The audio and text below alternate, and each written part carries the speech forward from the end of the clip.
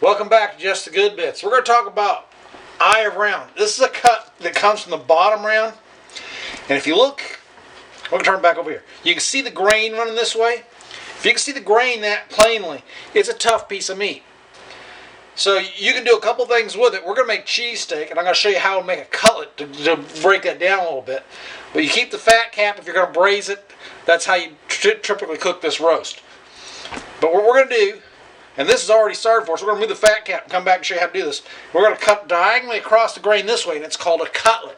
You see veal cutlets and different things like that, and that's designed to make it more tender, cut diagonally across the grain. Let me take the fat cap off now that I've shown it to you and you've seen the grain, and we'll show you how to make cutlets.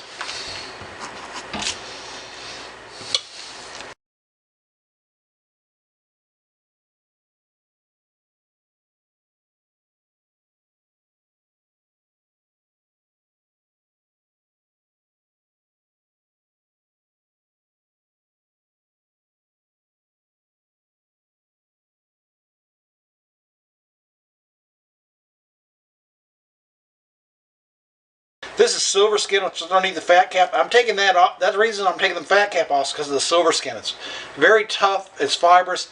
Unless you're going to braise the meat, cook it long and slow, it's not going to break down. So that's why we're taking the fat cap off this.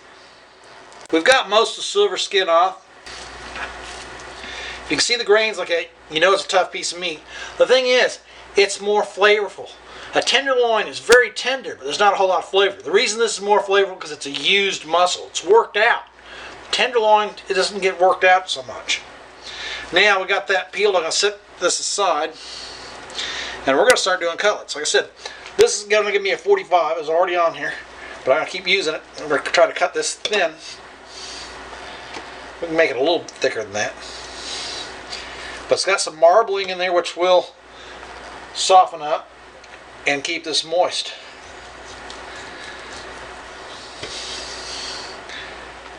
And that's how we're going to make the cutlets. Is this the kind of meat that's traditionally used for? No.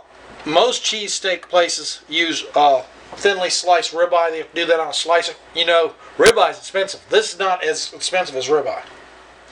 So we're doing cutlets of this to try to make up the difference, to try to make it more tender.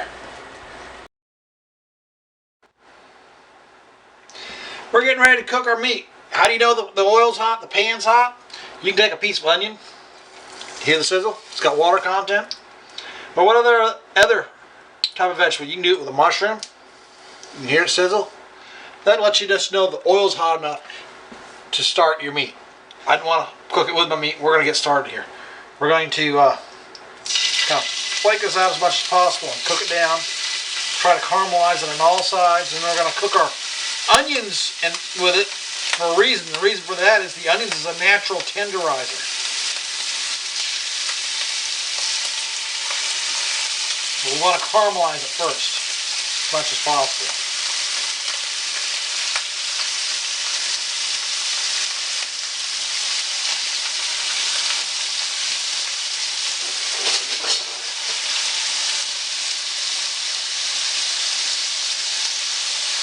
You notice we're not doing our typical thing like we do with beef stew. We are crowding it a little bit. But you've seen the cheesesteak places. They pile it up and chop it up and cook it up, and that's exactly what we're imitating. We're trying to do low-carb cheesesteak.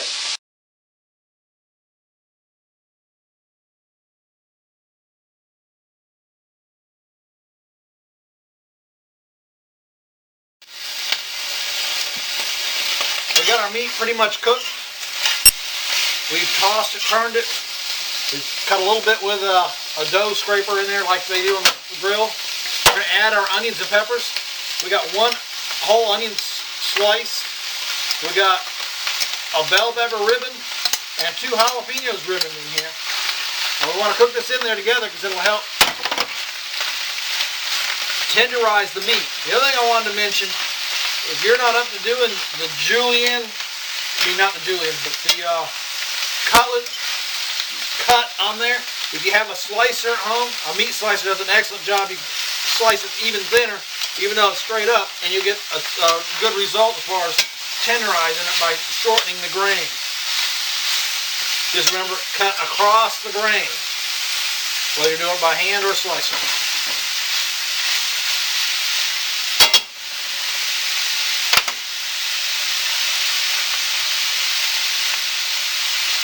As the onions cook down, we're going to add mushrooms near the end of the cooking process. We're also going to add black pepper. We want to add black pepper last because if you cook black pepper too long, it turns bitter instead of having that tang sharpness that you want. And we're going to keep cooking, but you're going to fast forward this, all right? Did you add Italian seasoning? Not yet. We're going to do that near the end. Didn't I say that?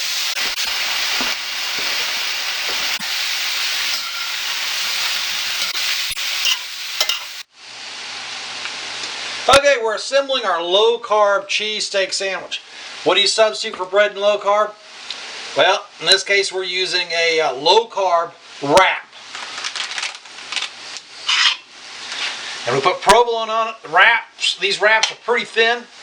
We want the provolone to kind of protect the wrap, so we can put this together and eat it and have a great time. I wish you guys could smell this. This just smells great. I think I piled this bigger than my wrap will take. Let's make this reasonable. Okay, we're going to wrap this up, show you how to do that, and we're going to do a taste test, guys. Now, doesn't that look scrumptious? Here we go.